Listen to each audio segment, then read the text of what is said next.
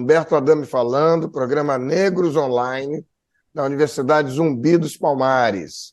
A nossa pauta hoje é racismo ambiental. Não se esqueça do vestibular da Universidade Zumbi dos Palmares. É isso aí. Quem quer começar? Como é que falamos de racismo ambiental? É uma pauta que está muito em voga, vai aumentar por conta da troca de governo. A pauta ambiental voltou a ser valorizada, como tem que ser. E para pretos e pardos em geral, a gente tem que ver que é um assunto fundamental. Racismo ambiental combate pobreza e racismo ambiental preserva, o combate ao racismo ambiental preserva o meio ambiente também. Então é isso. Quem quer começar? Vai lá, Carlos. Então, vamos lá. Então, assim, agradeço pelo convite. O racismo ambiental, ele é uma forma, que eu entendo, de racismo institucional, em que pessoas negras sofrem danos ambientais, como poluição, efeitos de desastres naturais, numa taxa desproporcionalmente alta em relação à população branca, né? Então, isso é gravíssimo, porque isso impacta na saúde física e mental da nossa gente, né? E cria disparidades em diversas esferas da vida, como transporte, moradia, infraestrutura, saúde, oportunidade econômica. E isso tem um recorte étnico muito, muito sério, né? Então, e quem se beneficia e quem sofre com isso, né? Quem se beneficia geralmente são os brancos, amarelos, né? Quem se sofre com isso geralmente é a população negra, que é a maioria, e a população indígena também, né? Pensando em emissão de carbono, né? Existem pesquisas que indicam que os 10% mais ricos do Brasil, por exemplo, emitem 50% do carbono que impacta no meio ambiente, né?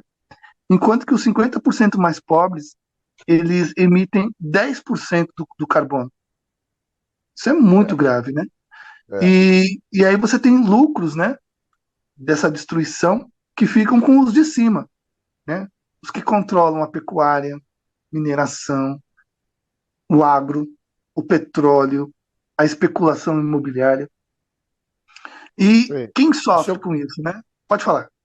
Deixa eu passar a bola aí para o nosso Tadeu Caçula, mas eu quero dizer que isso é uma pauta econômica também, antes de racial, porque eu tive, por exemplo, numa viagem do Consulado Americano, Departamento de Estado, e International Visitor Leadership Program. E lá, o movimento negro falava muito dessa questão de racismo ambiental. Isso aí, a primeira vez foi em 2001, segunda vez foi em 2011. Estava muito começando aqui a questão do racismo ambiental, e o Robert Buller, e aqui não tinha muita informação. Então, lá, eles questionavam o tempo todo a distribuição de recursos públicos, né, pela Constituição, em juízo, por conta da influência e do impacto na população negra. Então, por exemplo, a população negra de um determinado local, com projetos com alto custo de impacto ambiental, era sempre colocada nas terras dos negros, né? Uma garagem, lavagem de navio, Cunha da Costa. Então, esses projetos que têm alto impacto ambiental eram questionados em juízo, e também a questão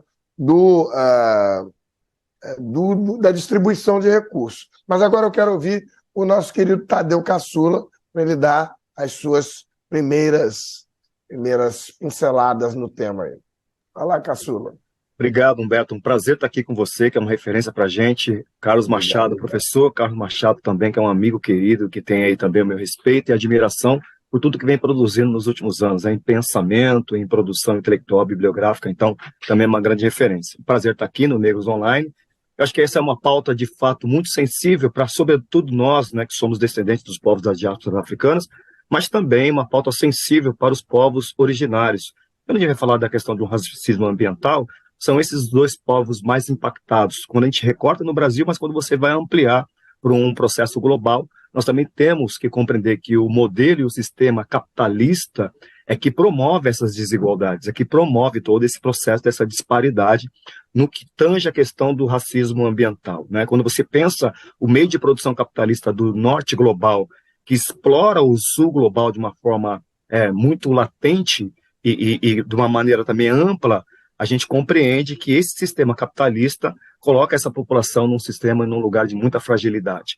Quando a gente recorta aqui no Brasil, por exemplo, nos últimos 4 anos, esse agravamento se colocou de uma forma muito mais agressiva, né, com relação, sobretudo, aos povos originários, com relação à questão dos garimpos, dos garimpeiros que devastaram terras inteiras dos povos originários, comunidades quilombolas que também foram afetadas por esse processo, né, do que foi a questão do garimpo, do que foi a grilagem, do que é esse processo também desse modelo capitalista a partir do agronegócio, muito bem trazido aqui pelo professor Carlos. Mas também, quando a gente traz para os espaços urbanos, né, sobretudo grandes cidades, como uma cidade de São Paulo, um espaço como esse, que é a maior cidade da América Latina, que também tem alguns aspectos de um racismo ambiental, quando você percebe que a população preta, pobre, de baixa renda, está em lugares mais degradados da cidade, sem saneamento básico, com esgoto a céu aberto, com moradias precárias, com áreas ali que tem pouca estrutura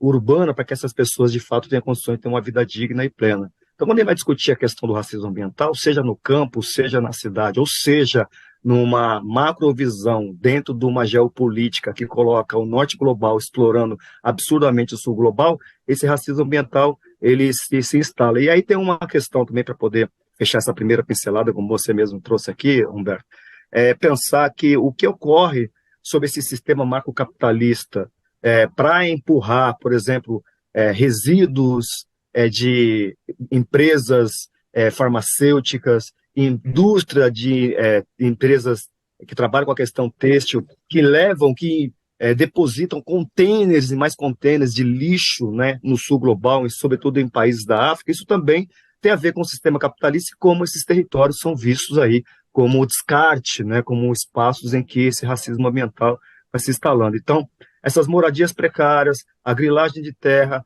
esse agravamento dos últimos 4 anos, agora esse governo neoliberal, que liberou nessa grilagem, que liberou a questão do garimpo ilegal nas terras indígenas e nas comunidades quilombolas, tem a ver com esse processo grave e que é tão urgente que a gente, de fato, se aprofunde nessas discussões, nas reflexões e apontando caminhos de erradicar essas diferenças que impactam aí nessa questão que a gente conhece como racismo ambiental. Mas vocês acham que essa pauta ela ficou só na teoria ou ela hoje tem uma influência importante na decisão dos caminhos do país? Porque a pauta ambiental, nós todos que fazemos a questão ambiental desde 2000 e pouco, desde 92, na ECA 92, achamos que a pauta ambiental ela avançou, mas ela ficou muito a desejar, especialmente nos últimos 4 anos. E dentro dessa pauta ambiental, a pauta do racismo ambiental ficou também muito esquecida. Como é que vocês veem hoje, concretamente, né, para além das teorizações, né, essa coisa de se falar de racismo ambiental e que resultados vocês acham que podem ter no Brasil em todos os seus lugares, né? Então, por favor, fale. E o nosso Carlos Xavier, que eu esqueci de cumprimentar, que nos dirige, nos assessora, já avisou que está faltando apenas 10 minutos. Então, por favor, começa lá, Carlos. Eu entendo que essas populações elas estão desassistidas e isso acontece por causa desses problemas de desigualdade que é gerado pelo capitalismo e também pela supremacia branca, pela dominação branca nesse país há mais de meio milênio. Então, assim, não há interesse em tocar nesse assunto, não há interesse em abordar isso, e sim pessoas que são atingidas por essa realidade, pela poluição, poluição da água, instalações de resíduos perigosos, poluição do ar, são pessoas que precisam e algumas delas estão atentas a isso, porque isso impacta na sua qualidade de vida, né? Então, a gente tem problemas em praticamente todas as cidades do Brasil referentes a isso. E isso interfere na qualidade de vida, traz um estresse psicológico para essas pessoas. Então, eu entendo que assim, o atual governo do Partido dos Trabalhadores, ele precisa pensar seriamente sobre isso.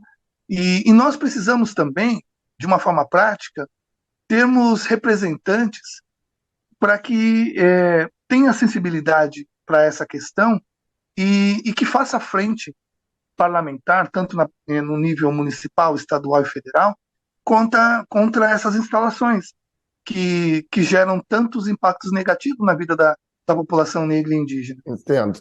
Mas concretamente, Tadeu Caçula, porque eu quero ir para além da questão teórica e ver, quando a gente tem falado de racismo ambiental, é um racismo que atinge pretos e pardos e atinge os brancos pobres também. Na favela não tem só preto, tem branco também. O que eu quero chegar ao âmago da questão é como é que isso atinge, por exemplo, em territórios que a maioria da população é preta e parda. E o racismo entra numa forma de impacto muito mais forte atingindo a maioria da população preta e parda. Tadeu Caçula. Olha só, é importante lembrar assim, que nas comunidades pobres, nas favelas, né, esses espaços, você tem também pessoas brancas pobres.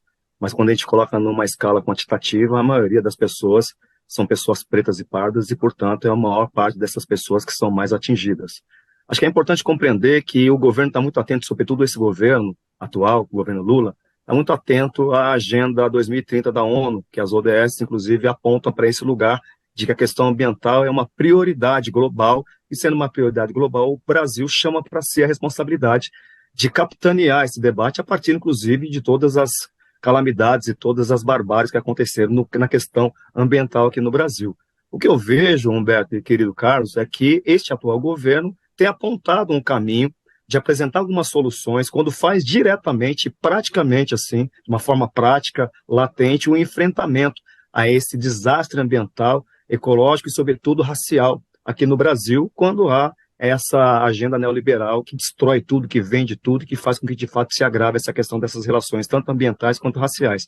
Discutir racismo no Brasil em todas as suas esferas é um problema desde sempre. A gente tem hoje conseguido abrir alguns espaços, acho que agora o governo atual aponta um caminho de que, olha, queremos dialogar com isso, quando cria ali o Ministério dos Povos Originários, quando traz um Silvio Almeida para um Ministério dos Direitos Humanos, quando traz um Flávio Dino para um Ministério da Justiça, ele está dizendo, olha, queremos dialogar e entender que essas dinâmicas que ainda atingem, né, a estrutura social do nosso país, que é o racismo, precisa ser diminuída. E aí isso entra, evidentemente, na questão ambiental.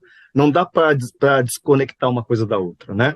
Então, o que eu vejo de forma prática é que, neste período que vivemos, Humberto e Carlos, nós estamos observando uma janela de possibilidade de sair da questão teórica e partir para a questão prática, porque eu penso que é isso, né? É importante pensar a teoria, detectar o problema, pensar soluções para esse problema e, a partir dessas soluções, como que a gente coloca isso em prática.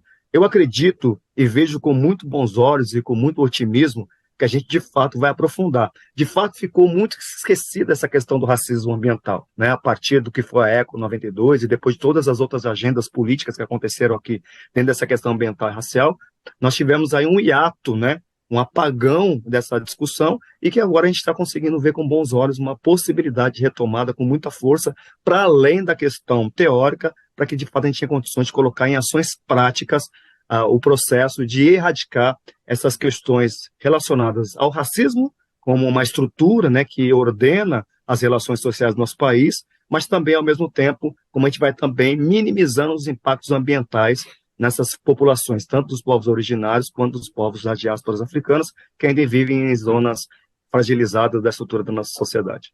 Eu acho que uma pauta boa, em termos de se falar em racismo ambiental, era uma pauta, assim, básica. Saneamento básico geral.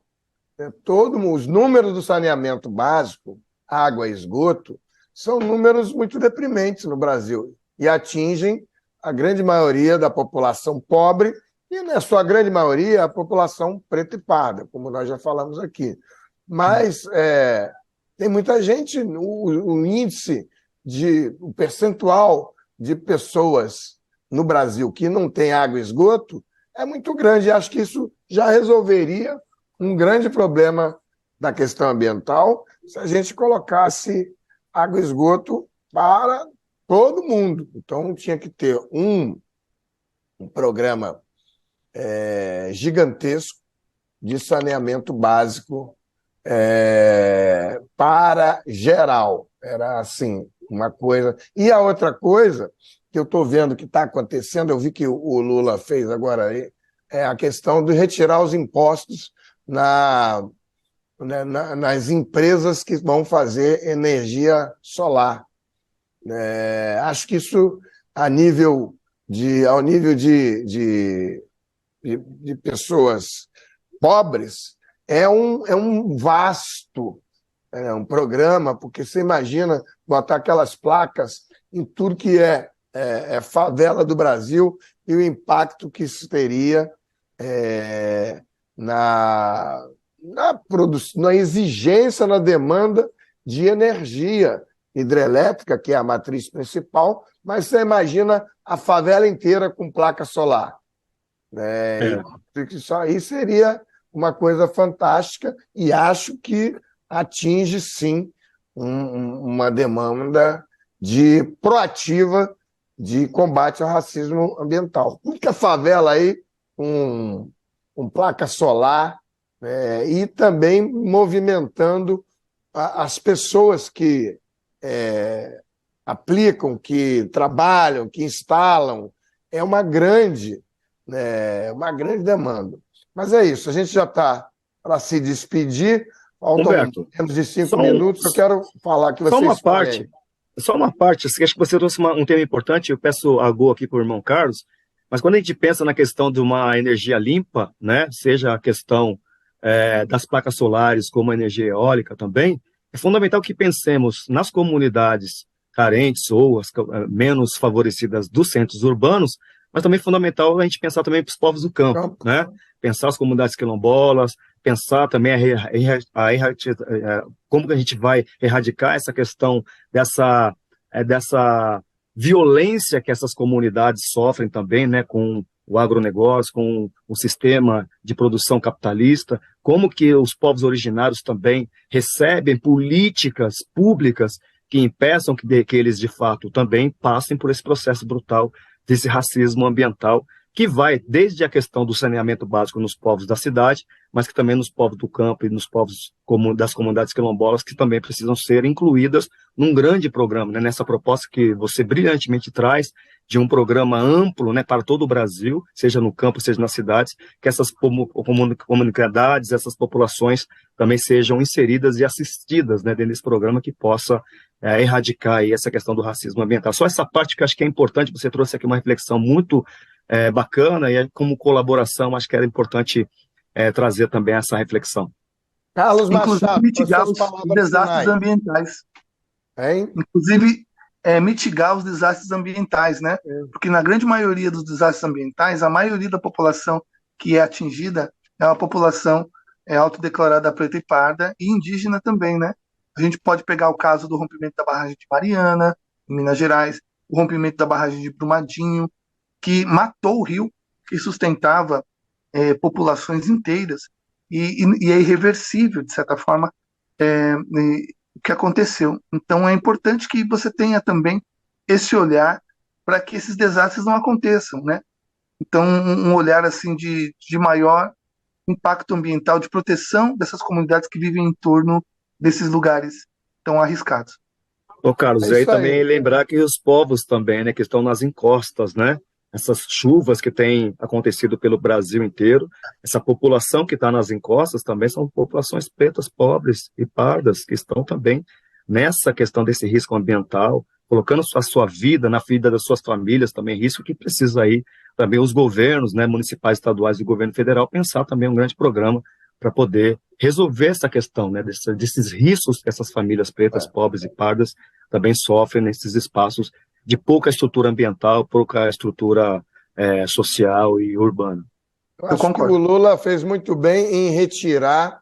O que ele fez? Ele retirou o imposto para os equipamentos de energia solar durante aí eu não me lembro se até 2026, até 2028, mas isso acredito que vai ser uma coisa muito importante e vai principalmente colocar as populações mais desprivilegiadas ou mais pobres, que em sua maioria são as populações pretas e pardas, mas também tem branco, e na possibilidade de botar em qualquer telhadinho lá uma placa de energia solar. A favela vai captar muito sol. Eu trabalhei como gerente jurídico geral do Banco do Brasil em Tocantins. Tocantins tem 360 dias de sol de rachar. E lá você tinha construções muito pesadas, com muito cimento e que não usavam melhor. Mas, enfim, o nosso Carlos Xavier avisa que não acabamos, portanto, despedimos aqui. Quando ele fala tempo, é só se despedir. Muito obrigado e até a próxima. Obrigado. Até a próxima. Obrigado, Humberto. Valeu, Carlos. Um abraço, gente. Um abraço para vocês.